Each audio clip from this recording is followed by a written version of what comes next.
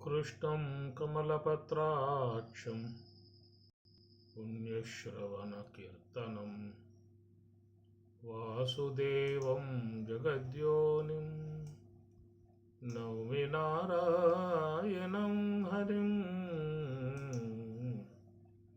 नौमि नारायणं हरिं।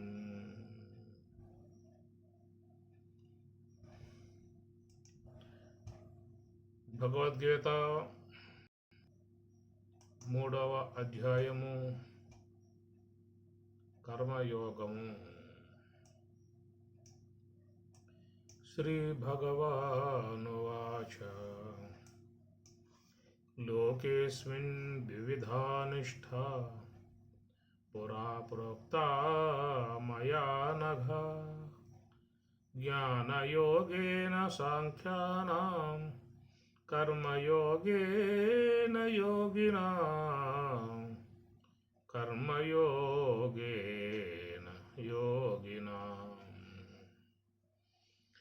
అస్మిన్ లోకే ద్విధా నిష్ఠా పురా ప్రోక్త మయా అనఘా పాపరహితుడా అర్జున. అస్మిన్ లోకే ఈ లోకమునందు ద్విధ రెండు విధములుగా ఉన్నటువంటి యొక్క నిష్ఠను పూర్వకాలములో మయా నా చేత ప్రోక్త చెప్పబడెను. జ్ఞానయోగేన సాంఖ్యానాం సాంఖ్యులకు జ్ఞానయోగేన జ్ఞానయోగము చేత యోగులకు కర్మయోగము చేత ముక్తి కలుగుచున్నదని చెప్పి నా చేత పూర్వమునందే చెప్పడం జరిగినది. అది కనుక మోక్షం అనేటువంటి విషయములో ఈ ప్రకారముగా సాంఖ్యానాం జ్ఞానయోగేన యోగినాం కర్మయోగేన ఈ విధముగా రెండు విధములుగా ఉన్న నిష్టను నా చేత పూర్వమే చెప్పటం జరిగింది. దీని మీద చాలామంది భాష్యకారులు వివరణాత్మక అంశాన్ని అందిస్తూ వాళ్ళు చెప్పిన విధానం ఏంటంటే, జ్ఞానయోగేన సాంఖ్యులుగా ఉన్నటువంటి జ్ఞానం కాబట్టి జ్ఞానయోగము చేత వాళ్ళు మోక్షాన్ని చేరుకోవడం జరిగింది. యోగినాం కర్మయోగేన కాబట్టి యోగులుగా ఉన్న వాళ్ళు కర్మయోగము చేత వాళ్ళు మోక్షాన్ని చెందడం జరిగింది. ఒకటి విహంగ మార్గం, రెండవది పిపీలికా మార్గం. విహంగ మార్గం అంటే ఆకాశంలో ఎగిరిపోయేటువంటి పక్షుల్లాగా ఈ జ్ఞానయోగము చేత వాళ్ళు తరించటం జరిగింది.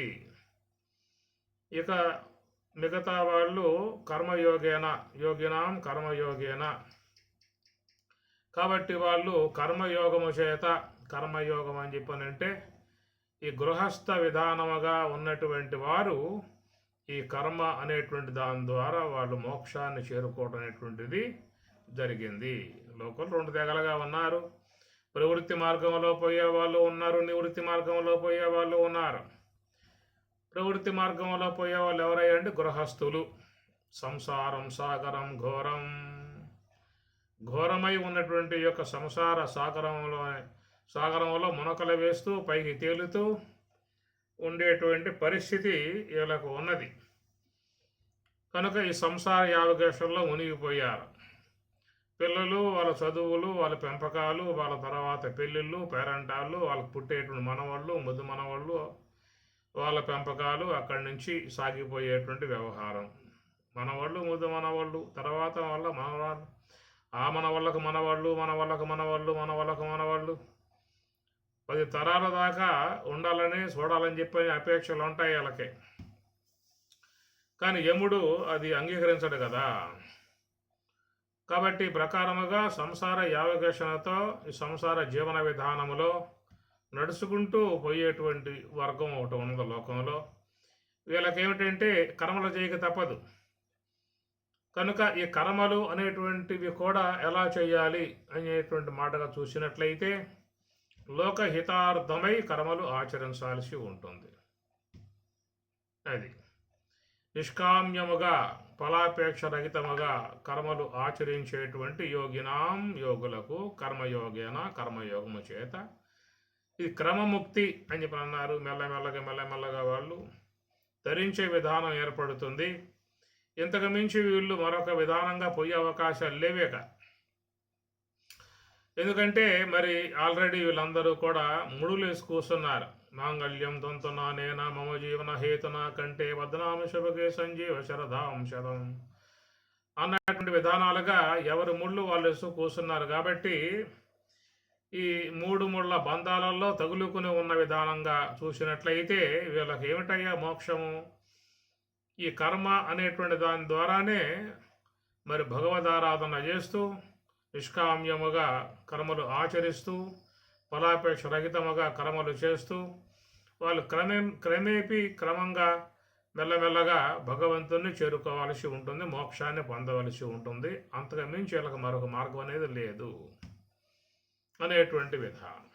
ఇక జ్ఞానయోగేన సాంఖ్యానాం సాంఖ్యులుగా ఉన్నటువంటి జ్ఞానులకు జ్ఞానయోగం అని చెప్పినట్టు విహంగ మార్గం. పక్షులు ఆకాశం ఎగురుతూ పోతాయి. అట్లాగా వీళ్ళు కూడా ఎలాంటి ఒక సంసార విధానం లేకుండా యతీశ్వరులై మునీశ్వరులై కనుక వాళ్ళు సన్యాసులై ఎలాంటి యొక్క అనుబంధాలు పెనుబంధాలు లేకుండా అనురాగాలు మోహాలు ఏవి కూడా వాటిలో చిక్కకుండగా ఒంటరిగా ఏక్ నిరంజన్ అన్నట్లుగా వారు సన్యాస స్వీకారం చేసి ఉంటారు. కాబట్టి ఇక వాళ్ళకి ఈ సంసార జంజాటం సంసార యావగేషణ వాళ్ళకి ఉండదు అని చెప్పి అంటూ ఉన్నారు. దారబంది గంబు తనయులు సంఖ్యలు బంధువర్గమెల్ల ప్రహరిగోడ మోక్షమెరుగలేడు మొక్కిలిగాడయ విశ్వదాభిరామ వినురవేమ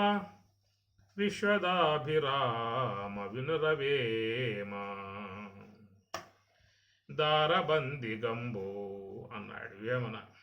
తనయులు సంఖ్యలు బంధువర్గమెల్ల ప్రహరిగోడ ఇలా దాడుకుని ఓడోడు సాధ్యంగా అయ్యే పని కాదు వీడికి. మోక్షమెరుగలేడు ముక్కిలిగాడయ. కాబట్టి ఇతడు మోక్షం పొందాలంటే సామాన్య ఈ శరసాల్లో పడ్డాడు వీడు. కనుక ఎంత తేలిగ్గా ఒడ్డును పడే అవకాశాలు ఇంక లేవు. కాబట్టి కర్మ మార్గంలో పోవాల్సి ఉంటుంది. ఇక మా విషయంగా చూసినట్లయితే ఇలాంటి సంసార వ్యవహారాలు లేవు. కాబట్టి ఏక్ నిరంజన్ అన్నట్లుగా ఇక ఎప్పుడు కూడా ఒంటరిగా ఏకాంతంగా చక్కగా ధ్యానం జపాలు విక్కుటముగా ఆచరించుకుంటూ తత్వ విచారణ చేసుకుంటూ తాత్విక మార్గముగా ఈ ప్రకారంగా మరి ఈ జ్ఞాన విధానంగా త్వరగా అతి వేగముగా అతి త్వరగా మోక్షాన్ని చేరుకునే అవకాశాలు వీళ్ళకి ఉన్నాయనేటువంటి మాటగా ఇట్లా రెండు తెగలుగా లోకంలో మరి ప్రవృత్తి మార్గం ఎన్నిక చేసుకుని ఉన్నటువంటి గృహస్థులు కానీ నివృత్తి మార్గాన్ని అవలంబించి ఉన్నటువంటి మహాత్ములు సాధు మహాత్ములు సన్యాసులు కానీ ఈ ప్రకారంగా విహంగ మార్గంలో వీళ్ళు జ్ఞానం ద్వారా వీళ్ళు మోక్షాన్ని పొందేదిగా ఉంటే వీళ్ళు పిపీలక మార్గముగా క్షేమ మార్గముగా నేలను పాకుతూ మెల్లమెల్లగా పైకి పోయే విధానంగా వీళ్ళు చేసుకుంటారు. జ్ఞానయోగేన సాంఖ్యానాం కర్మయోగేన యోగినాం. ఈ విధముగా సాంఖ్యులకు జ్ఞానయోగము చేత యోగులకు కర్మయోగము చేత ముక్తి కలుగుతున్నటువంటి విధానముగా ద్విధ రెండు విధములుగా ఉన్నటువంటి యొక్క నిష్టను మయా ప్రోక్త నా చేత పూర్వమే ప్రోక్త చెప్పబడెను అనేటువంటి యొక్క విషయం. ఇది సాధారణంగా మీకు ఎవరు రాసినా కానీ భగవద్గీతకు తాత్పర్యం ఈ ప్రకారంగానే ఉంటుంది. మీ ఇంట్లో కూడా భగవద్గీత పుస్తకాలు ఉంటాయి, తెరవండి. భగవద్గీత 3వ అధ్యాయం మరి 3వ శ్లోకాన్ని మీరు చూడండి. అన్ని భగవద్గీతలలో కూడా మీకు ఏం కనబడుతుందని చెప్పానంటే, అయ్యా మీరందరూ గృహస్థులు, నేలను పాకుతూ పోవాల్సి ఉంటుంది, మీకు తీపిలక మార్గము. మేము సమస్తాన్ని త్యాగం చేశాము, సన్యసించాము, నివృత్తి మార్గంలో పోతూ ఉన్నటువంటి వాళ్ళము. కాబట్టి మాది జ్ఞాన మార్గము విహంగ మార్గముగా ఉంటుంది అనేటువంటి విధానంగానే మీకు ఆ ప్రకారంగా అన్ని భగవద్గీత వ్యాఖ్యానం గల గ్రంథాలలో ఈ విషయం మీకు కనపడే విధానం ఉంటుంది. ఇది అర్థం. కానీ ఇక్కడ మరి చూసినట్లయితే రెండు ఉన్నాయా అనేటువంటి మాటగా మనకి భ్రాంతి కలుగుతుంది. ఎందుకంటే జ్ఞానయోగేన సాంఖ్యానాం సాంఖ్యులకు జ్ఞానయోగేన జ్ఞానయోగము చేత, యోగినాం యోగులకు కర్మయోగేన కర్మయోగము చేత అని రెండు కూడా డివైడ్ చేసి చెప్పడం కారణంగా ఎవరైనా ఆ విషయాన్ని చెప్పినప్పుడు దాన్ని ముఖ్యంగా అంగీకరించాల్సిన పరిస్థితే ఉంటుంది. ఇంకెదురు తిరిగి మాట్లాడే అవకాశాలు అక్కడ లేవు.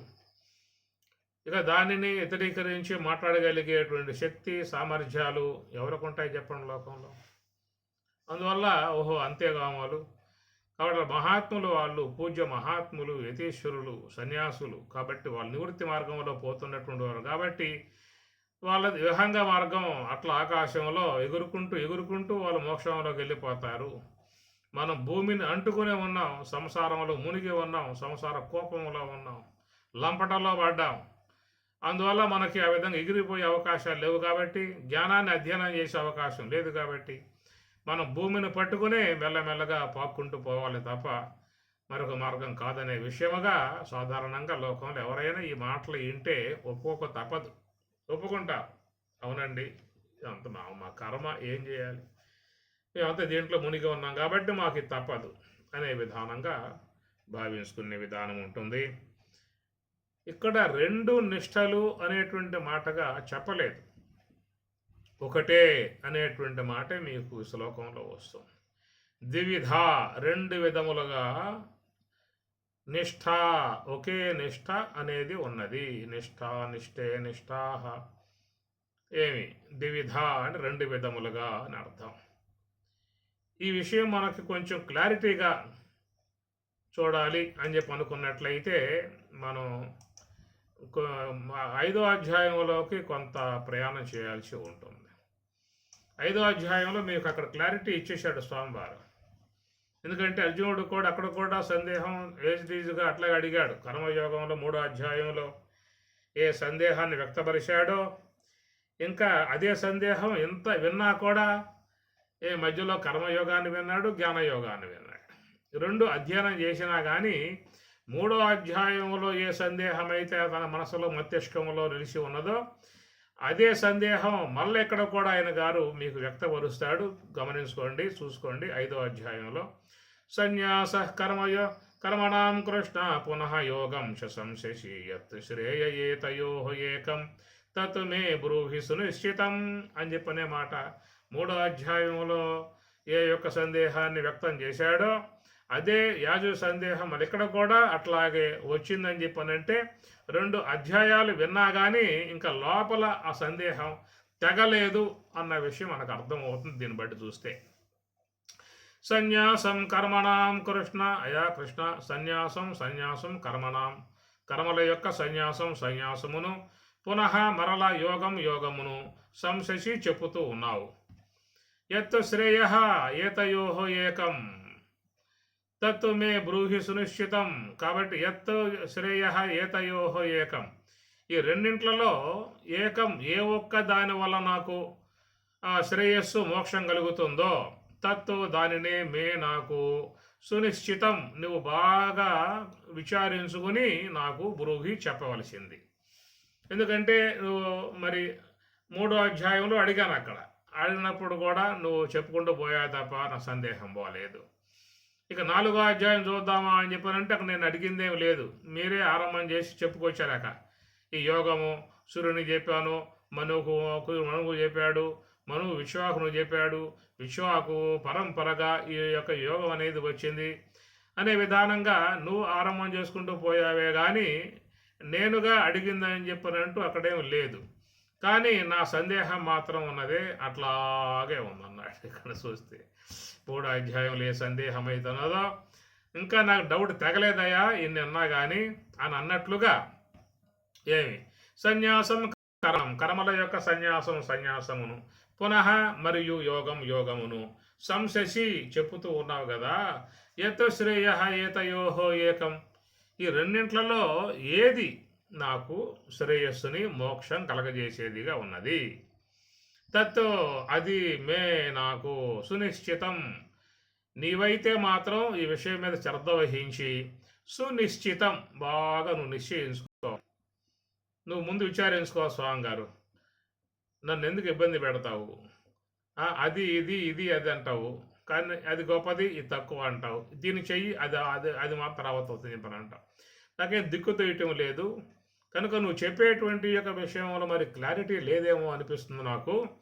అందువల్ల మీరు కొంచెం ఈ ప్రసంగాన్ని ఆపేసి కాసేపు తీరుబాటుగా ఆ చెట్టు కింద కూర్చొని పిల్లనుగురు కాసేపు వాయించుకొని నువ్వు బాగా నిశ్చయించుకుని చెప్పు అన్నట్లుగా ఉంది ఈయన గారు వాళ్ళకం చూసినట్లయితే. సునిశ్చితం, నిశ్చితం నిశ్చయించుకో. ఎలాగా సునిశ్చితం బాగుగా నిశ్చయించుకో అన్నట్లుగా. ఏతయోహో ఏతయోహో ఈ రెండింట్లలో ఏకం ఏ ఒక్కటి ఏది నాకు అసలు మోక్షం కలగజేసేది చెప్పాడు కదా. ఏమి జ్ఞానయోగేన సాంఖ్యానాం కర్మయోగేన యోగినాం అన్నాడు కదా. జ్ఞానయోగేన సాంఖ్యానాం సాంఖ్యులకు జ్ఞానయోగేన జ్ఞానయోగము చేత యోగినాం యోగులకు కర్మయోగేన కర్మయోగము చేత అని చెప్పి అంటం కారణంగా ఈ రెండింట్లలో ఏది అనేటువంటి మాటగా దిక్కు తీయట్లేదు ఇక్కడ. కానీ స్వామి చెప్పే మాటల్లో కూడా చూసినట్లయితే ద్విధా నిష్ఠ, అయ్యా రెండు లేవురా ఉన్నది ఒకటే అనేటువంటి విధానముగా నిష్ఠవు చెప్పాలి. అసలు నిష్ఠే నిష్ఠాహ నిష్ఠే చెప్పాలి. ఎందువల్ల ఆకారం స్థిరంగా వల్ల నిష్ఠే నిష్ఠాహ రమా రమే రమాహ సీతా సీతే సీతాహ కాబట్టి నిష్ఠావు నిష్ఠే అని చెప్పాను. నిష్ఠ అని ఏకవచనం వాడే. కాబట్టి ప్రకారంగా చూసినట్లయితే ద్విధ రెండు విధములుగా ఒకటే ఉన్నది అని చెప్పాను అన్నాడు.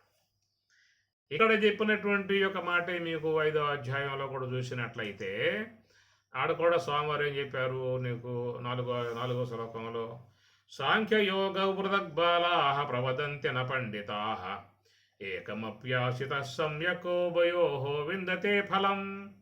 సాంఖ్యయోగవు అయా సాంఖ్యము యోగము అనబడేటువంటివి పృథక్ వేరువేరుగా ఉన్నాయి. సాంఖ్యం వేరు యోగం వేరు అనే విధానముగా వేరువేరుగా ఉన్నాయనేటువంటి ఒక మాట. పృథక్ వేరువేరుగా రెండు కూడా ఒకటి కాదు, రెండు వేరుగా ఉన్నాయని చెప్పేసి అని బాలాహ బాలురు ప్రవదంతి చెప్తూ ఉంటారు. ఆ విధంగా చెప్పేటువంటి వారు బాలాహ బాలురు అంటే ఏమిటి? సరైనటువంటి యొక్క అవగాహన లేకుండా ఉన్నటువంటి వారు అని చెప్పిన అర్థం. బాలాహ అంటే లెక్కర్లు వేసుకొని ముడ్డి మలతో ఉన్నటువంటి వాళ్ళని చెప్పి అర్థం కాదు. సరైనటువంటి యొక్క శాస్త్రావగాహన లేకుండా ఉన్నటువంటి వారు వయసులో పెద్దవాళ్ళే కావచ్చు, 40 ఏళ్ళు 50 ఏళ్ళు 70 ఏళ్ళు ఉండవచ్చు కాక, కానీ వాళ్ళు శాస్త్ర విషయంలో పిల్లకాయలే అని అర్థం. బాలాహ అంటే పిల్లకాయలు పాలు తాగే పిల్లకాయలు. కాబట్టి పృథక్ బాలాహ కాబట్టి విధంగా వాళ్ళు బాలురు ఏమీ కూడా తెలియకుండా ఉన్నటువంటి వారు. ఏంటంటే సాంఖ్యము యోగము రెండు కూడా వేరుగా ఉన్నాయనేటువంటి మాటగా చెప్పేటువంటి వాళ్ళు బాలురు అన్నాడు. పండితాహ నా ప్రవదంతి పండితులు నా ప్రవదంతి ఆ విధంగా చెప్పరు అన్నాడు. ఏం చెబుతారు వాళ్ళు? ఏకం అపి ఆస్థితః సమ్యకోభయోః విందతే ఫలం. ఏకం అపి ఆస్థితః ఏ ఒక్కటి ఆశ్రయించినప్పటికీ కూడా ఉభయోః రెండింటి యొక్క ఫలమును విందతే పొందుతున్నారు. ఇది కొంచెం క్రిటికల్గా ఉన్నటువంటి వ్యవహారం, చాలామందికి దిక్కుతైన వ్యవహారం ఇది. ఎందుకంటే ఒక పక్కేమో జ్ఞానయోగేన సాంఖ్యానాం కర్మయోగేన యోగినాం రెండు విడదీసి చెప్పినప్పుడు ఎవరికైనా ఏం కలుగుతుంది? ఓహో జ్ఞానులకు సాంఖ్యులకు జ్ఞానయోగంతో మోక్షం పొందే అవకాశంగా ఉన్నది. ఇక యోగులుగా ఉన్నటువంటి కర్మయోగులకు ఈ కర్మయోగము చేత మోక్షం పొందే విధానం పరమాత్మ పూర్వమే చెప్పి ఉన్నాడు అనేటువంటి మాట సాధారణంగా అందరికీ కూడా ఇదే భావన ఏర్పడుతుంది. ఇదే విషయాన్ని మహాత్ములుగా పేరుగాంచిన వాళ్ళు, పండితులుగా పేరుగాంచినటువంటి వాళ్ళు కూడా వాళ్ళ భగవద్గీతలలో ఇదే అర్థం వాళ్ళు రాయటం జరిగింది. అది అక్కడే ఉన్నాడు పృథక్ బాలాహ, రెండు వేరుగా లేవని చెప్పి అంటూ ఉన్నాడు. పృథక్ వేరుగా ఉన్న భావించే వాళ్ళు బాలాహ బాలురు అన్నారు. ఏకం అపి ఒక్కటే. దీని విషయంలో చూసినట్లయితే మరి ఏమిటంటే ఒకటే ఒకటే. అపరిపక్వంగా ఉన్నప్పుడు కాయ అన్నాం, పరిపక్వమైనప్పుడు పండు అన్నాం. రెండు దశలు వేరుగా ఉన్నాయి. కాయగా ఉన్నప్పుడు దానికి ఏమిటి, వగరగా ఉంటుంది, పుల్లగా ఉంటుంది, ఇవన్నీ ఉంటాయి దాంట్లో. అదే పండు అయ్యింది అనుకోండి, తీపులు తీయగా ఉంటుంది. అందుచేత మరి రెండు వేరా, కాయ పండు రెండు వేరా? ఒకటే. ఒకప్పుడు కాయ అన్నాం, ఒకప్పుడు పండు అన్నాం. ద్విధా నిష్ఠ, రెండు విధములుగా ఒకటే. నిష్ఠ ఒకటే, రెండు విధములుగా ఉన్నది. అపరిపక్వముగా ఉన్నప్పుడు కాయ అని పిలువబడుతూ ఉన్నది, పరిపక్వమైనప్పుడు పండు అని పిలువబడుతూ ఉన్నది. అట్లాగా మరి ఇక్కడ జ్ఞాన యోగేన సాంఖ్యానాం కర్మయోగేన యోగి, ఇద్దరు ఒకటే. చూడండి ఇక్కడ గమనించండి. జ్ఞాన యోగేన అనేది ఏకవచనం, కర్మయోగేన అనేది ఏకవచనం. యోగినాం బహువచనం, సాంఖ్యానాం కర్మ బహువచనం. షష్ఠీ భక్తిలో రెండు ప్రయోగాలు ఉన్నాయి అక్కడ. యోగినాం షష్ఠీ భక్తి బహువచనము, సాంఖ్యానాం ఇది షష్ఠీ భక్తి బహువచనంలో ఉన్నది. జ్ఞానయోగేన కర్మయోగేన రెండు కూడా తృతీయ భక్తి ఏకవచనాలు, ఏకవచనం. అందుచేత ఇక్కడ చూసినట్లయితే కర్మయోగేన, కర్మయోగము కాబట్టి కర్మలు కాదు, కర్మయోగము అని అర్థం. కాబట్టి యోగినాం కర్మయోగేన అనే మాటకి ఏం చెప్పుకొచ్చారు? అయ్యా మీరంతా గృహస్థులు కాబట్టి మీరు కర్మలు ఆచరిస్తూనే ఆ ఫలముల పట్ల అపేక్ష లేకుండా నువ్వు కనుక ఉన్నట్లయితే నువ్వు అచిరకాలంలో మోక్షకు పోయే అవకాశం ఏర్పడుతుంది. అసలు లోకంలో కర్మలను ఫలాపేక్ష రహితముగా ఎవరు ఆరంభం చేస్తారు? ఫల అపేక్ష లేకుండా కర్మ ఆరంభం ఉంటుందా అసలు? ఎవరు ఏ కర్మ ఆరంభించినా ఫలం ముందు పెట్టుకుని ఆరంభిస్తారు. రైతైనా దుక్కు దున్నే విధానంగా చూస్తే ముందే వాడు ఆలోచించుకున్నాడు, ఈ కాలంలో ఈ యొక్క క్షేత్రములో ఈ వేసినట్లయితే ఈ ఫలసాయం బాగా వచ్చే అవకాశం ఏర్పడుతుంది. కనుక ఈ విధముగా ఇక్కడ కనుక మనం సెంటర్లో ఇలాంటి షాపు పెట్టినట్లయితే మంచి లాభాలుగా మన వ్యాపారం సాగే అవకాశం అనేది ఉంటుంది. కానీ ఎవరు ఏ పని చేసినా లోకంలో ఒక ఫలాన్ని ముందు ఆశించే కర్మ ఆరంభం చేయటం అవుతుంది. 10th దాటిన తర్వాత అనేకమైన సబ్జెక్టులన్నీ మారిపోతాయి, అక్కడి నుంచి స్థానాలు మారిపోతాయి. కాబట్టి ఎవరెవరు ఏ ఏ జాబులు అపేక్షించి ఉంటారో వాళ్ళు ఆయా మార్గాల్లో ప్రయాణం చేసే విధానం ఉంటుంది. ఈ ప్రకారంగా లోకంలో ఎవరైనా కానీ ఏ కర్మ ఆరంభం చేసేప్పుడు కూడా ముందుగానే ఫలాన్ని వాళ్ళు కోరుకునే చేస్తారు. ఫలాపేక్ష రహితముగా కర్మ ఆరంభం అంటూ ఏమి ఉండదు. అయితే వచ్చిన దాంట్లో కొంత భాగాన్ని యజ్ఞులై ఉన్నటువంటి వారు సత్కార్యాలకు వినియోగిస్తారు. తనకు వచ్చేటువంటి ఆదాయంలో 10% తీసి పక్కన పెట్టి అవి దైవ కార్యాలకి వినియోగింపజేసే విధానం ముఖ్యంగా చాలామందిలో ఉంటుంది. ఇది మంచి పని కూడా.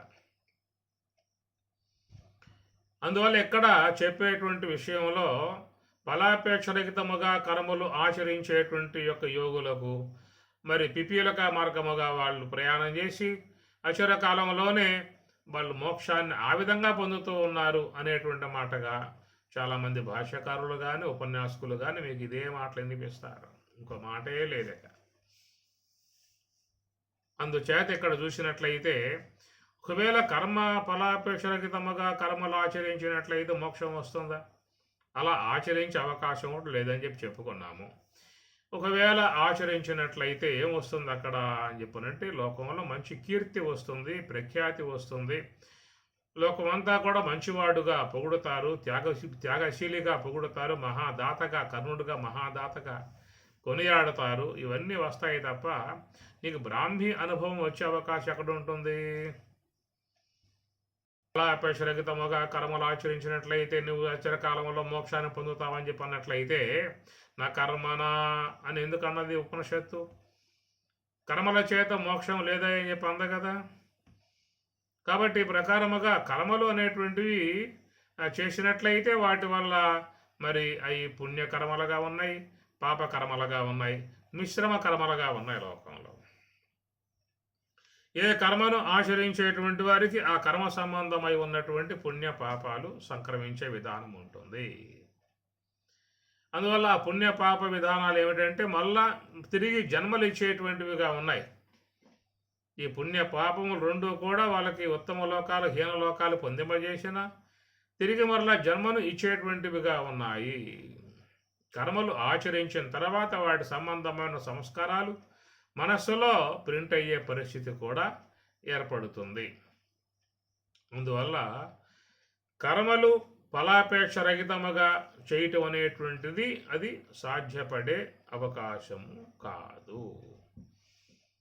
ఏదైనా నీకు ఒకవేళ బాగా భగవంతుడు పుష్కలంగా ఇచ్చింది ఉన్నట్లయితే దాంట్లో కొంత భాగాన్ని లోకహితార్థ కార్యములుగా పేదలకు, పెళ్లి కాని ఆడపిల్లలకు, చదువుకునే విద్యార్థులకు పుస్తకాలు కానీ వాళ్ళకి ఏదన్నా వస్తువులు కానీ, పేద కుటుంబంగా ఉన్నటువంటి వాళ్ళకి ఏదైనా సహాయపడటము, ఆ గ్రామంలో బావులు తవ్వటము, లేదా నీటి కోసముగా కాలువలు తవ్వటము, అనేక కార్యాలు ఉంటాయి లోకంలో. అది కొంచెం దాతృత్వ భావం ఉన్నటువంటి వారు తనకున్నటువంటి వనరులను కొంత భాగంగా సమాజ శ్రేయస్సు కోసంగా ఖర్చు పెడతారు. ఈ ఖర్చు పెట్టే విధానంగా ఉన్నటువంటి దాంట్లో నీకు పుణ్యం విశేషముగా వస్తుంది. దానివల్ల మరి భగవద్ అనుగ్రహముతో ఉత్తమ లోకాలు కానీ, ఉత్తమ జన్మలు కానీ, దివ్య భోగ జన్మలు కానీ ఇలాంటివన్నీ కూడా వచ్చేవిగా చెప్తున్న విధానము అది. కాబట్టి ఇక్కడ కర్మయోగేన అని స్వామివారు చెప్పడం కారణముగా మనం ఆ అంశాలు తీసుకోవాల్సి వస్తుంది ఇక్కడ. అంతే తప్ప కర్మలు గృహస్థులుగా ఉన్నటువంటి వారు కర్మలు చేయకుండా ఉండలేరు కాబట్టి వాళ్ళు చేసే కర్మలు తప్పనిసరిగా చేయాలి కాబట్టి ఆ చేసే కర్మలు ఫలాపేక్ష రహితముగా చేసినట్లయితే వాళ్లకు ఈ మోక్షం అనేటువంటిది ప్రాప్తిస్తుంది. ఇక సన్యాసులుగా ఉన్నటువంటి వారు జ్ఞాన యోగేన వాళ్ళు జ్ఞాన మార్గంలో తాత్విక చింతనగా పోతారు కాబట్టి వాళ్ళకి ఆ మార్గంగా వాళ్ళకు మోక్షం వచ్చే విధానముగా మయా ప్రోక్త పూర్వమే నా చేత చెప్పబడింది అనే విషయముగా చెప్పుకొచ్చేటువంటి మాటలు వాటికి పొంతన లేకుండా ఉండేటువంటి విధానము. పొంతన లేదు. ఎందుకంటే కర్మల వల్ల మోక్షం అని చెప్పి అన్నట్లయితే ఇక నీకు యోగం ఎందుకు? కర్మలు చేస్తే ఫలాపేక్ష రహితముగా మోక్షం వచ్చే విధానంగా దాంట్లో ఉన్నప్పుడు ఇక యోగముతో ఆవశ్యకత ఏముంది? రెండవది జ్ఞానం కూడా అవసరం ఏముంది? ఇంకా జ్ఞానం ద్వారా మోక్షం అన్నావా, ఇది పోతుంది. కర్మ వల్లే మోక్షం అని చెప్పి అన్నావా, అది పోతుంది. ఏదో ఒకటి కదా ఉండేది. కనుక ఈ విషయాలు కొంచెం శుద్ధంగా గమనించుకునేటువంటి వాళ్ళకి మాత్రమే తేటతెల్లగా అర్థమయ్యే అవకాశం అనేటువంటిది ఏర్పడుతుంది. కాబట్టి ఇక్కడ పరమాత్మ ఏమన్నాడు అని చెప్పనంటే నిష్ఠ అన్న. నిష్ఠ అంటే ష్ఠాగతి నివృత్తౌ. అసలు ఇది నిష్ఠ అనే పదమును చూసారా? ఇది స్థ అనమాట. స్థ అంటే సకారము కింద ఒత్తు థ అనమాట. స్థ అంటే ఉండుట అని అర్థం. ఉండుట అని అర్థం వస్తాను. దానికి ముందు నీ అనేది వచ్చింది ఒకటి.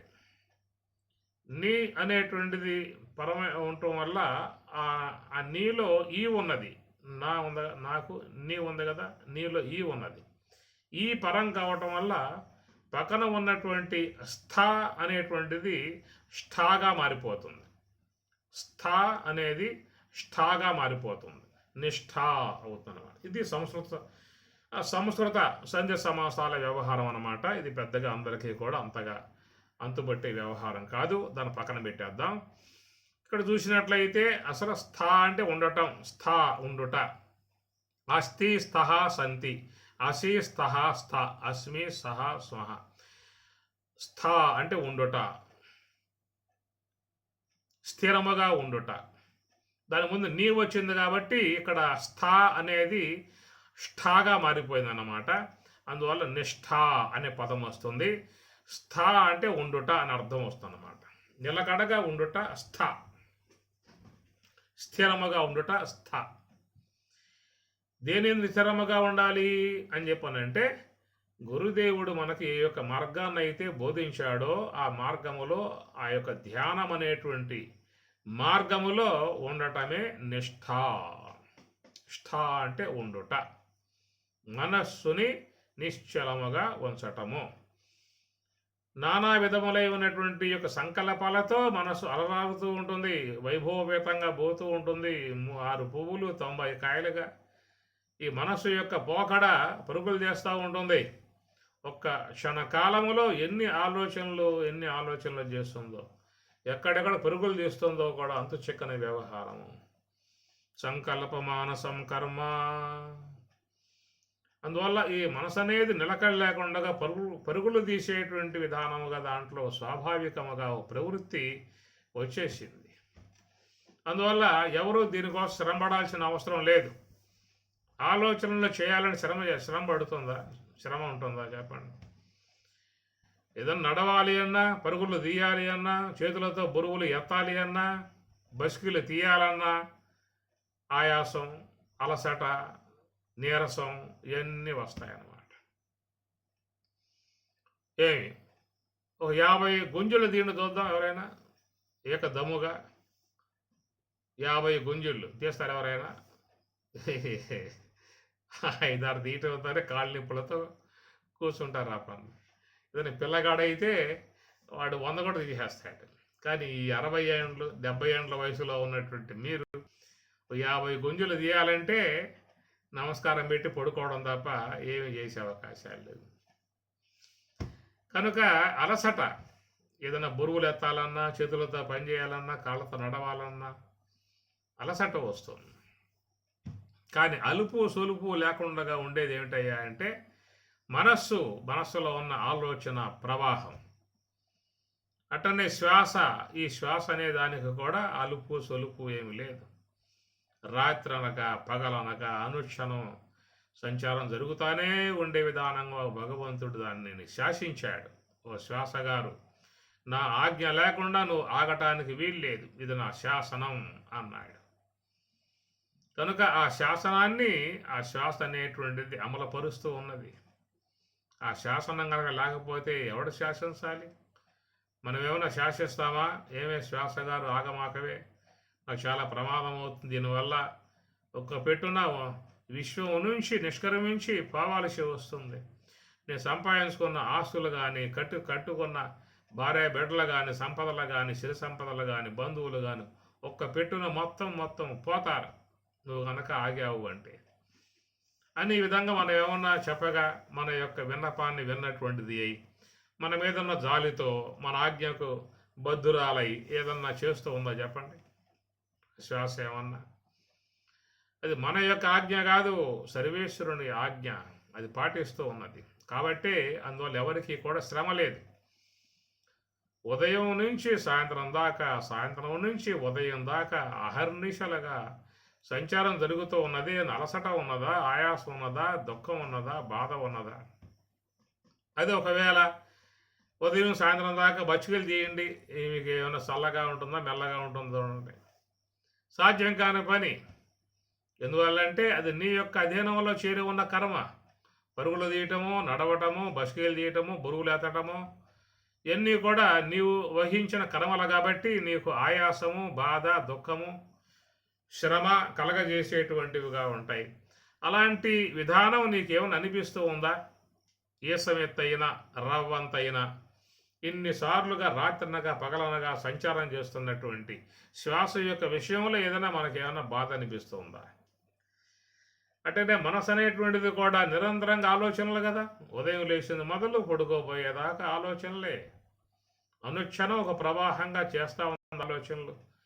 పడుకున్నాక కూడా తన ఆలోచన ప్రవాహం కొనసాగించుకునే స్వప్నములు, డ్రీమ్స్, కళలు తీసుకొస్తూ ఉంది కదా. అదంతా ఆలోచనల్లో భాగమే. నువ్వు కనేట స్వప్నమంతా కూడా మనసు యొక్క సంబంధ ఆలోచనల్లో భాగంలో చేరినటువంటి మరి ఈ ప్రకారంగా మెలకువతో ఉన్నప్పుడు చేస్తూనే ఉన్నది, పడుకున్నా కూడా చేస్తూనే ఉన్నది. ఏమైనా అలసట ఉన్నదా? స్వాభావికమైపోయింది మనసులో కూడా. ఈ ప్రకారంగా మరి ఉన్నటువంటి అంటే ఆలోచన సంబంధమై ఉన్నటువంటి దానిని మనం ప్రయత్నం ద్వారా దాంట్లో లేకుండా చేయాల్సి ఉంటుంది. అది సర్వ సంకల్ప సన్యాసం.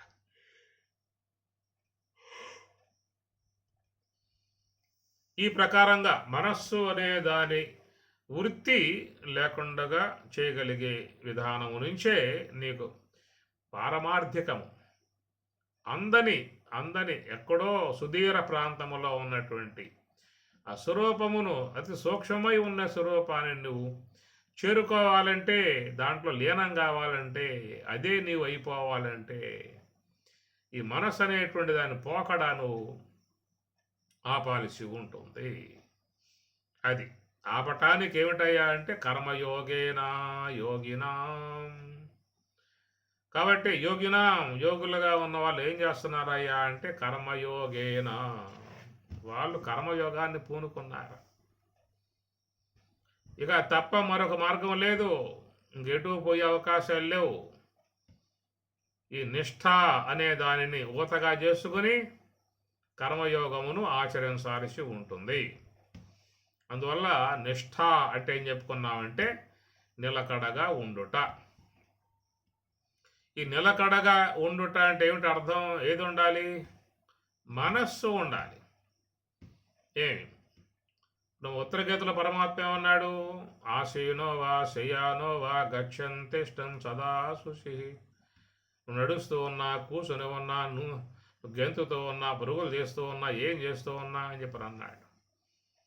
నువ్వు ఉండాల్సింది ఎక్కడ అంటే నీ మనస్సు అనేటువంటిది మాత్రమే నిలకడగా ఉండాలి. కాళ్ళతో నడుస్తూ ఉండవచ్చు, చేతులతో ఇచ్చి పుచ్చుకుంటూ ఉండవచ్చు, కళ్ళుతో చూస్తూ ఉండవచ్చు, ఏ క్రియలు ఉన్నా కానీ నీ మనస్సు మాత్రం ఆ శ్వాస గమనికలో మాత్రమే ఉండాలనేది మనకు అక్కడ చెప్పిన మాట. ఆశీనోవా శయ్యానోవా, ఆగి ఉన్నా, చేయనో పడుకుని ఉన్నా, గచ్చని నడుస్తూ ఉన్నా, తిష్టని నిలబడి ఉన్నా అని అంటాడు పరమాత్మ. కనుక ఆ క్రియలకు సంబంధం లేదు, అవన్నీ కూడా దేహేంద్రియ సంబంధ క్రియలు. కానీ నీకు ఇక్కడ చెప్పింది ఏమిటంటే ఒక్క మనస్సు అనేది మాత్రం నువ్వు ఆపాల్సి ఉంటుంది అన్నాడు. తస్మాత్ సర్వేషు కాలేషు యోగయుక్తో భవ అర్జున.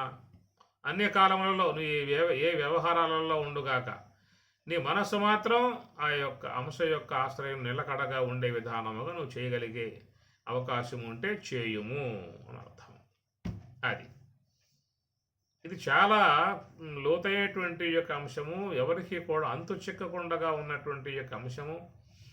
కేవలం గురువులు, తత్వజ్ఞులు, గురువులు, మూల గురువులు అనేటువంటి వారి ద్వారా మాత్రమే మీకు వెలువడేటువంటి అంశాలు ఇవన్నీ కూడా. గురువులు తమ ప్రియ శిష్యులకు పరమ రహస్యములు తెలియబలుకుదురు, అచల స్థిర కళ్యాణం వెయ్యది పురుషులకు నిశ్చయించి బోధింపదగన్. గురువులు తమ ప్రియ శిష్యులకు పరమ రహస్యములు తెలియబలుకుదురు అన్నాడు. గురువులు తమ ప్రియ శిష్యులు అంటాడు, ప్రియ శిష్యులు అన్నారు. శిష్యులు ప్రియ శిష్యులు, ఎంతో ప్రీతిపాత్రముగా ఉండేటువంటి యొక్క శిష్యులు. అలాగా మరి గురువు యొక్క మనస్సును చక్కగా దోసుకుని ఉంటారు వాళ్ళు. తద్విధి ప్రణిపాతేన పరిప్రశ్నేన సేవయ. ఎందువల్ల అంటే వాళ్ళు అంత సేవాభావం కలిగి ఉన్నారు, ఆయన్ని అనుకరించి ఉన్నారు. ఆయన చెప్పినటువంటి యొక్క ప్రతిదీ కూడా చక్కగా శిరస వహించి వాళ్ళు పాటిస్తారు. గురువు మాటే వేదముగా భావించుకుంటారు. అట్లాగా ఉండే విధానంగా ఉన్నవాళ్ళు ఉంటారు. వాళ్ళ ప్రీతిపూర్వకముగా చెప్పే విధానం ఉంటుంది. కృష్ణ పరమాత్మల వారు కూడా సాందీపునికి ఆ విధముగా పడుకొని ఉంటే కాళ్ళు తట్టము, ఆ పనులు చేయటము, ఆశ్రమం పనులు చేయటం, ఇవన్నీ మనం చూస్తాం భాగవతంలో వచ్చే అంశము. ఇదంతా మరి ఆ ప్రకారంగా తద్విధి ప్రణిపాతేన పరిప్రశ్న సేవయ ఉపదేశించితే జ్ఞానం. ప్రీతిపాత్రముగా ఉండే విధానములో వాళ్ళ మనస్సుకు అనుగుణ్యముగా నడిచేటువంటి వాళ్ళు కొద్దిమంది ఉంటారు శిష్య గణాలలో.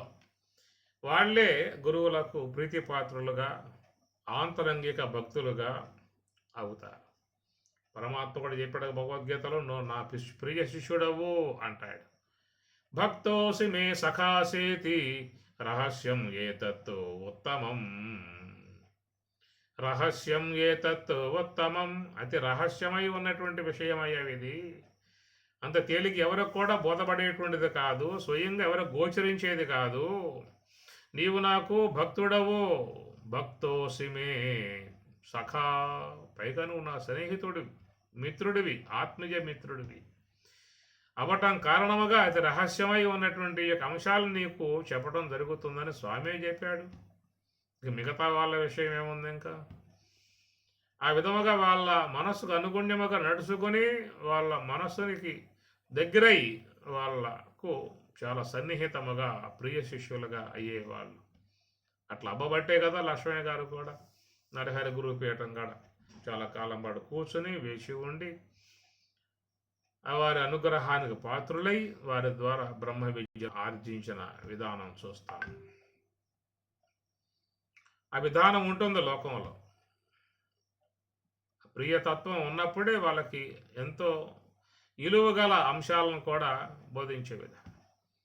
ద్రోణాచార్యుల అర్జునుడు ప్రీతిపూర్వకముగా ఉన్నాడు. అర్జునుడు అంత సేవ చేసుకుంటూ ఉండేవాడు కాబట్టి బ్రహ్మాస్త్ర పర్యంతం వరకు అర్జునుడికి అన్ని విద్యలు కూడా, అన్ని శస్త్రాస్త్ర ప్రయోగ ఉపసంహారములతో కూడా, ఆ మంత్ర భాగాలతో కూడా అన్నీ కూడా చెప్పటం జరిగింది. మన భారతంలో చూస్తాం. విశ్వామిత్రుల వారికి ఎంతో ప్రీతిపూర్వక సేవలు అందించడం కారణంగానే రామచంద్రమూర్తికి బల, అతి బల అనే విద్యల ద్వారా సమస్త శస్త్రాస్త్రముల ప్రయోగ ఉపసంహారములతో కూడా, మంత్రభాగాలతో కూడా మరి అన్నీ కూడా రాముడికి విశ్వామిత్రుల వారు బోధించడం రామాయణంలో చూస్తాం. ఇదొక ప్రీతిపూర్వకమై ఉన్నటువంటి అంశం. చాలా సన్నిహితత్వమును పొందినటువంటి వాళ్ళకు మాత్రమే ఎంతో వాళ్ళు మరి అతి రహస్యములుగా ఉన్నటువంటి విషయాలు బోధించే విధానం అనేటువంటిది ఉంటుంది. అందువల్ల నిష్ఠ, కాబట్టి నిష్ఠ అన్నారు. బ్రహ్మసూత్రాలలో సూత్రం వస్తుంది, తన్నిష్టస్య మోక్షోపదేశాత్తు. తత్వనిష్టస్య, తత్ అనగా బ్రహ్మం, తత్ అనే పదం బ్రహ్మమునే సూచిస్తుంది. ఓం తద్బ్రహ్మ, ఓం తద్వాయు, ఓం తదాత్మా, ఓం తత్సత్యం, ఓం తత్సర్వం, ఓం తత్పరోర్నమః అంతశ్చరతి భూతేషు గుహాయాం విశ్వమూర్తిషు త్వం యజ్ఞస్త్వం వషట్కారస్త్వం ఇంద్రస్త్వం రుద్రస్త్వం విష్ణుస్త్వం బ్రహ్మత్వం ప్రజాపతి త్వం తదాప ఆపో జ్యోతిరసోమృతం బ్రహ్మభూః భువః సువః. ఓం ఓమిత్యేకాక్షరం బ్రహ్మ. ఓం తద్బ్రహ్మ తద్వాయు తత్ ఆత్మ తత్ సత్యం తత్తు తత్తు తత్తు తత్తు. తత్ అంటే అది, అదంటే బ్రహ్మం. తత్ అనే పదము బ్రహ్మమును సూచిస్తుంది. అది అందువల్ల మరి ఆ తత్ నిష్ఠస్య మోక్ష ఉపదేశాత్ బ్రహ్మసూత్రం ఇది. తత్ నిష్ఠస్య, ఆ బ్రహ్మమునందు నిష్ఠ కలిగి ఉన్నటువంటి వారికి మాత్రమే మోక్ష ఉపదేశాత్, మోక్షము అని చెప్పబడుతుంది.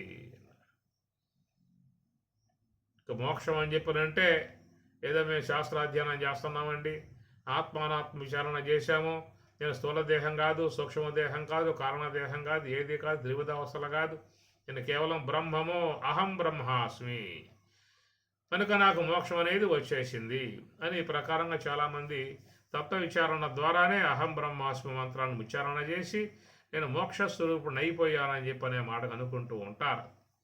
కానీ బ్రహ్మసూత్రం ఏం చెబుతుందయ్యా అంటే తత్తు నిష్ఠస్య మోక్షోపదేశాత్. తత్తు ఆ బ్రహ్మమునందు నిష్ఠస్య, నిష్ఠ కలవానికి మాత్రమే మోక్ష ఉపదేశాత్, మోక్షం అని చెప్పబడును. కనుక తత్వనిష్టస్య, దాన్ని బ్రహ్మనిష్ట అన్నారు. ఈ బ్రహ్మనిష్ట అనే దానికంటే ముందు ఉండాల్సింది ఏమిటంటే శ్వాసనిష్ట.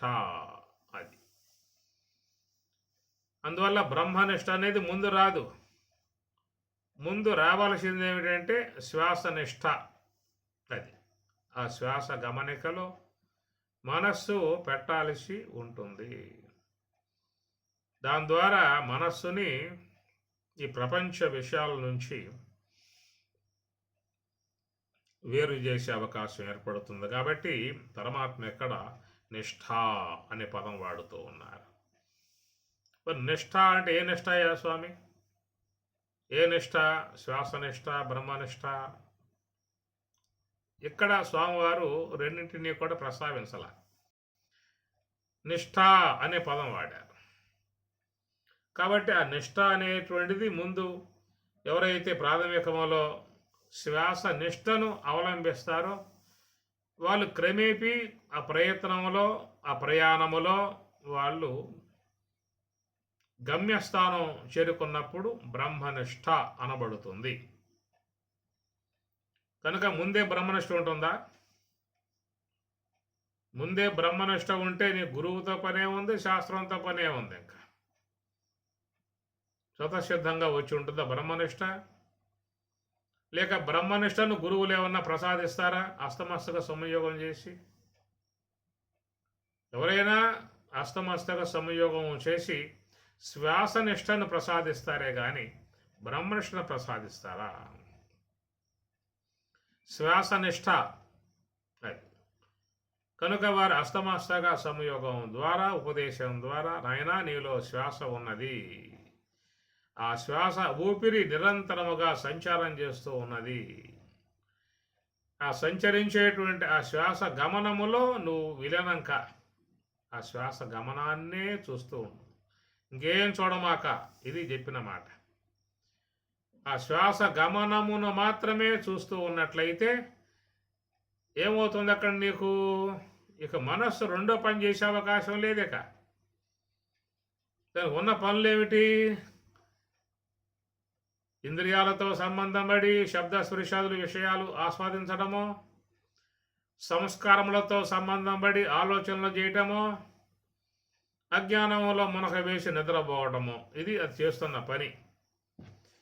ఎప్పుడైతే శ్వాస గమనికలో ఉన్నావో ఈ మూడింటితో సంబంధం పడే అవకాశం దానికి ఉండదు. ఇక ఆ మూడింటి నుంచి వేరు చేయాలనే ఆలోచనతోనే స్వాములు మహాత్ములు మనకి ఈ మార్గాన్ని అందించటం జరిగింది.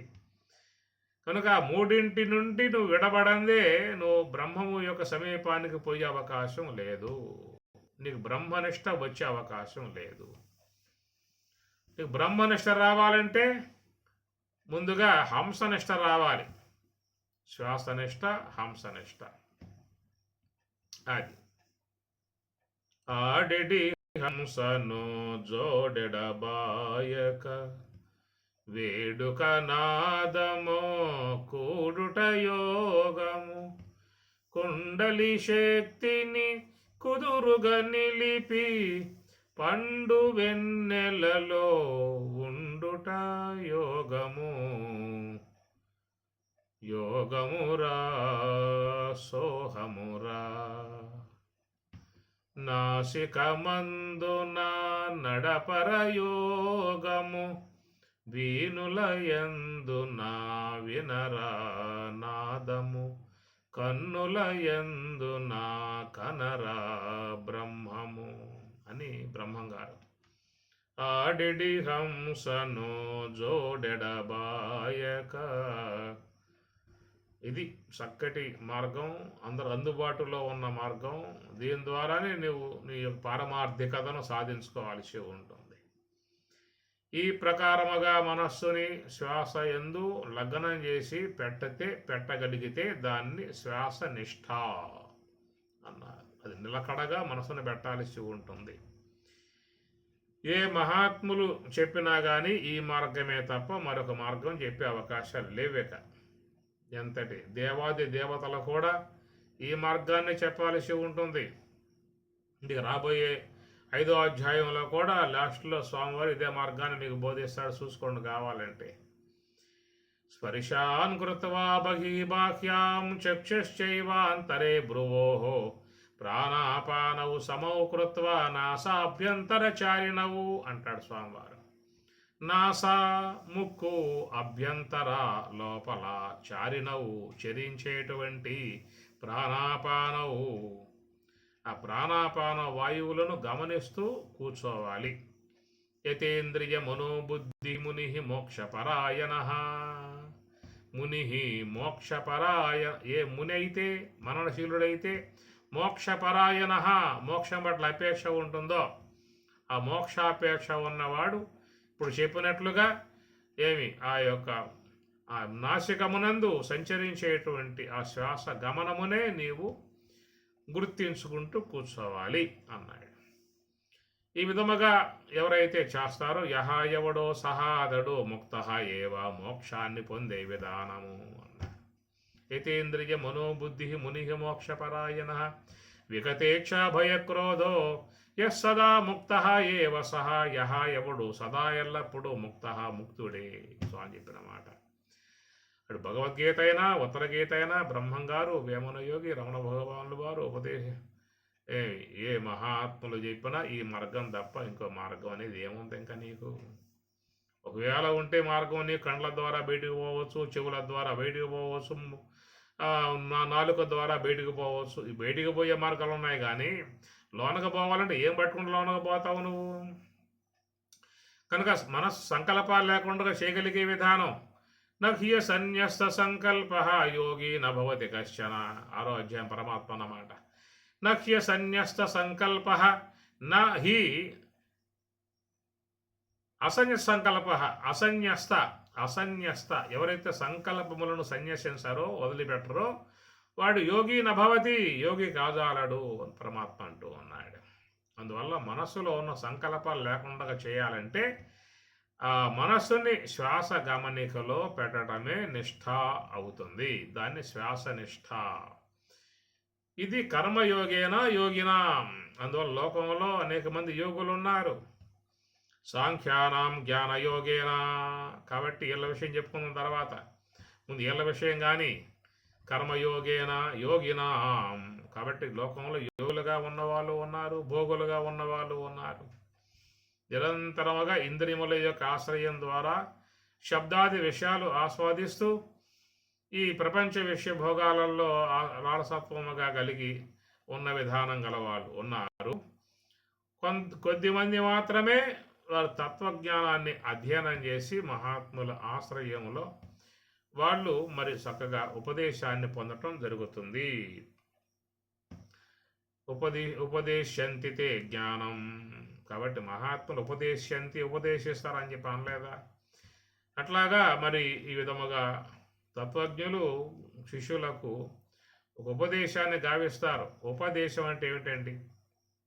ఉదయం పూటది ప్రాతకాలంలో అని కూర్చోబెట్టి ఎట్లా కూర్చోవాలి, ఏ విధంగా కూర్చోవాలి, ఎట్లాగా కళ్ళు పెట్టాలి, ఏ ప్రార్థనలు చేయాలి, ఏ విధంగా కూర్చుంటారో అది ఎట్లా చేయాలి, ఇవన్నీ చెప్పే విధానమే ఉపదేశం. అది బ్రాహ్మీ ముహూర్తం ఉదయం పూట చెప్పే విధానం ఉంటుంది. ఉపదేశం అన్నప్పుడు ఉప అంటే దగ్గర, దేశం అంటే బ్రహ్మమునకు సమీపముగా ఉండుటయే ఉపదేశం.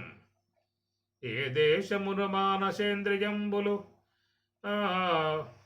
సమాధంలో మనకి దేశం గురించి అద్భుతముగా ఒక పద్యంలో స్వామి చెప్తారు. కాబట్టి ఆ ప్రకారముగా ఆ ప్రదేశం పరమాత్మ ఉన్నటువంటి ప్రదేశం కైవల్య ధామం. దాన్నే మీరు మరి వాళ్ళు అక్షరధామం అని చెప్పని అంటారు. సోమనారాయణ టెంపుల్ వాళ్ళు అక్షరధామ్ అని పేరు పెడతారు. చాలామంది చూస్తుంటారు. ఢిల్లీలో ఉన్నది, అహ్మదాబాద్లో ఉన్నది, చాలా చోట్ల స్వామినారాయణ టెంపుల్స్ ఉంటాయి. ఆ టెంపుల్కి పేరు అక్షరధామ్ అని చెప్పారు. అక్షరం అంటే బ్రహ్మం, ఆ బ్రహ్మమునందు ఉండుటయే అక్షరధామ్. ధామ్ అంటే స్థానం. అందువల్ల ఈ ప్రకారముగా ఆ బ్రహ్మధామ్, ఆ బ్రహ్మము యొక్క స్వరూప స్థితి రావాలని చెప్పి అన్నట్లయితే ముందుగా సాధకులు మరి ఈ ఉపదేశము ద్వారా ప్రయాణం చేయాల్సి ఉంటుంది. ఉప అనే మాటకి ఏంటంటే దగ్గర అని అర్థం. దగ్గర, భగవంతునికి దగ్గర కావాలి. దగ్గర కావాలంటే ఆలోచనల పరుగులు తీస్తూ ఉన్నాం. ఆలోచనలతో పరుగులు తీసినంతకాలం మరణమైపోతూ ఉంటాం.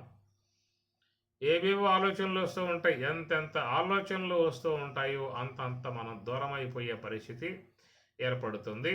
ఎంతెంత ఆలోచనలు తగ్గుతూ ఉంటాయో అంతంత మనం పరమాత్మకు, మన స్వరూపానికి దగ్గర అవుతూ ఉంటాము అని అర్థం. అది ఆలోచన తగ్గే కొద్దీ దగ్గర అవుతూ ఉంటాం. తత్రైకాగ్రం మనః కృత్వా యతచిత్తేంద్రియక్రియః ఉపవిశ్వాసనే యుంజాతి యోగం ఆత్మవిశుద్ధి. తత్ర ఏకాగ్రం మనః. ఏకాగ్రం అంటే అగ్రం అంటే పైన, పైన అని చెప్పి అర్థం. చాలా గొప్ప అర్థం ఇది, ఏకాగ్రం. అందువల్ల మరి ఏక అగ్రం, ఏక అంటే ఒకటే, దాని కొన దాని పైన నిశ్చలముగా ఉండుటయే ఏక అగ్రం. ఏకాగ్ర స్థితి అది రావాలంటే నిశ్చలముగా మరి ఆ మనస్సుని హంస అనేటువంటి దాని యొక్క ఆశ్రయంలో పెట్టడమే ఇక్కడ నిష్ఠ అనే పదము. కనుక ఆ నిష్ఠ అనేటువంటిది ముందు శ్వాస నిష్ఠగా పరిణమిస్తుంది, ఆ తర్వాత బ్రహ్మనిష్టగా మిగిలిపోతుంది. ఏషా బ్రాహ్మీ స్థితి పార్థ అని స్వామి చెప్పలేదా? అలాంటి యొక్క ఆ స్థితి అనేటువంటి తర్వాత వస్తుంది. ఈ విధముగా కర్మయోగేన యోగినాం.